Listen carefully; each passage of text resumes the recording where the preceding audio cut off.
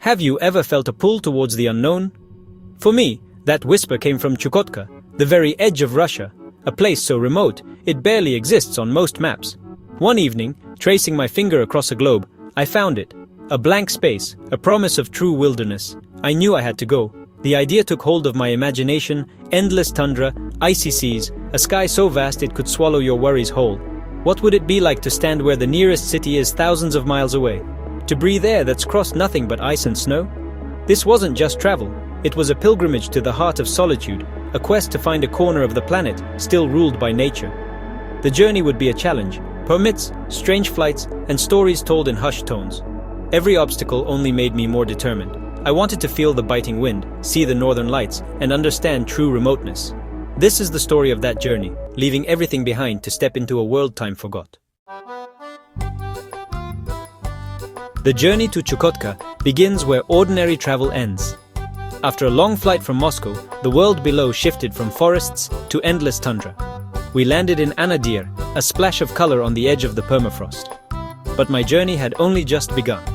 Next came a rattling Soviet-era Antonov plane, flying over a landscape with no roads, no railways, just rivers, frozen lakes, and endless white.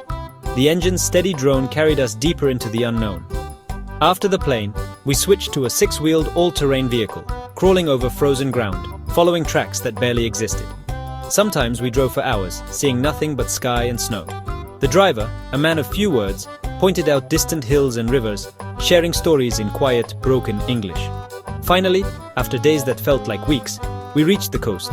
The last stretch was by boat, weaving through floating ice in the frigid Bering Sea.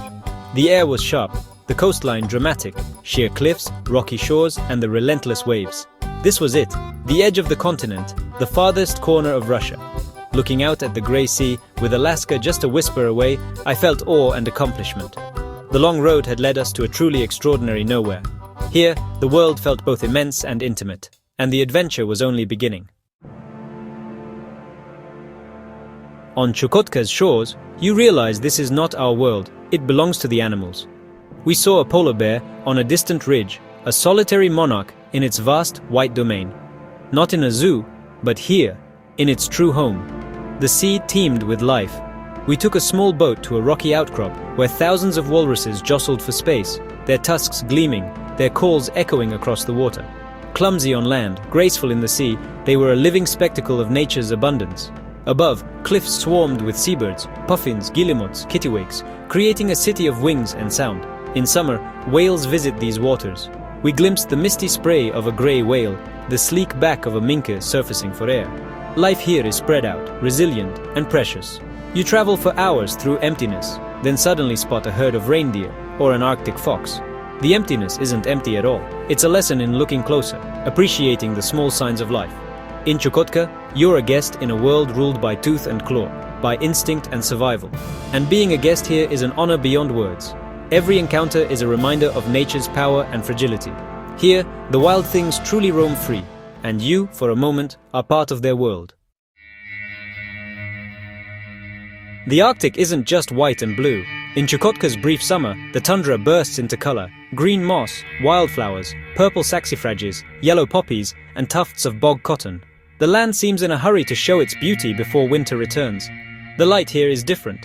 The sun hangs low, casting long shadows and bathing everything in a soft, ethereal glow. During white nights, the sun barely sets. Sunset and sunrise blend into hours of pink, orange, and gold. We'd sit outside late at night, wrapped in blankets, watching the sky's silent ballet. Even the sea changes color. Deep blue on calm days, slate gray when the wind rises. Icebergs glow with veins of brilliant blue, each a unique sculpture. This hidden vibrancy is the Arctic's secret beauty. It whispers, not shouts. You have to look closely.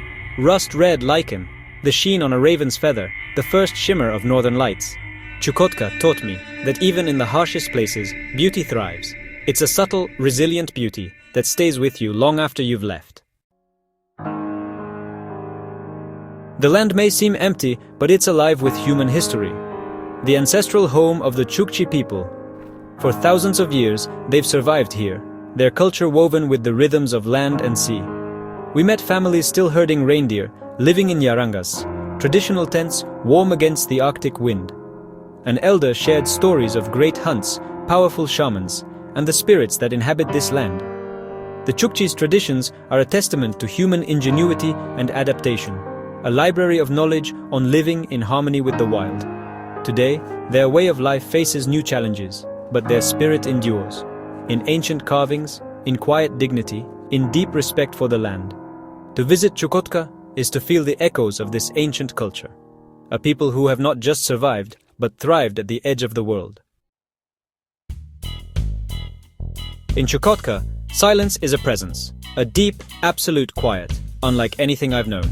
At first, it's unnerving.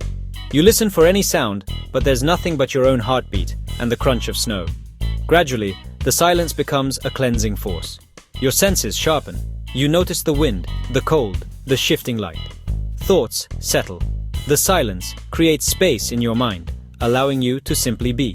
In this vast quiet, you feel solitude, not loneliness, a peaceful, meditative state.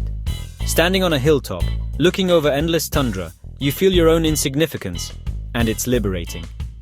Personal worries shrink, dwarfed by the scale and age of the land. This silence is a rare luxury, a chance to connect with yourself and the world in a way that's impossible elsewhere. It tells you to slow down, to listen, to appreciate the profound beauty of existence. It's the sound of true peace, the world as it was before our noise, and it's something every soul should experience at least once. Leaving Chukotka felt surreal. The journey back, through rugged vehicles and rattling plains, was the same, but I was not. The landscapes that once seemed alien now felt familiar, almost like old friends. The silence and vastness had imprinted themselves on my soul. This was more than a trip. It was a journey inward, stripping away the non-essentials and revealing what matters. I learned about resilience, of the land, the people, and myself. There's strength in solitude, beauty in simplicity. Chukotka whispered a truth. Sometimes, less is infinitely more. The memories I carry are of small moments. Hot tea in the cold, a shared smile, the midnight sun on my face. These are the moments that change you, that remind you what it means to be alive. So seek out your own Chukotka, any place that calls you beyond your comfort zone. Go, listen to the silence. You won't come back the same. The world is wide and full of wonders, waiting for you to answer its call.